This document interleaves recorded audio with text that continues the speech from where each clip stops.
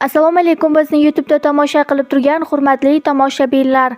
Videorolik kengroq tarqalishi uchun o'z hissangizni qo'shgan holda videorolik ostiga like hamda podpisatsiya tugmachasini bosib qo'yishni unutmang.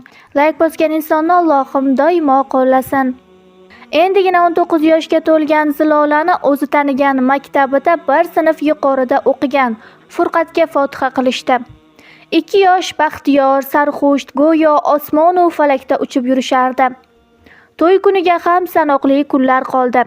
Qanday qilib eng chiroyli kelin bo'lsam ekan? Nima qilsam tillarda doston bo'ladigan kelinchak bo'laman ekan-a? degan xayollar Ziloladan ketmas edi.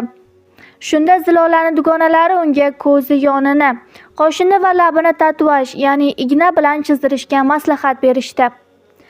Ey, gapirma bunaqa gapingni. Tabiiylikka va Alloh bergan husnga nima yetsin? deydigan qiz topilmadi. Ertasiga salonga borishdi. Mutaxassisni asabi buzilgan shekilli. Igna bilan tatuaj qilayotganida bexosdan Zilolani ko'ziga kirib ketdi. Fojiali va og'rig'iga chidolmay dodlab yuborgan Zilolani tezda tibbiy yordam mashinasi kelib olib ketdi. Afsus, uni o'sha bir ko'zi butunlay ko'rmay qolgandi. Bundan xabar topgan Furqat va Quda tomon to'yni bekor qilishdi.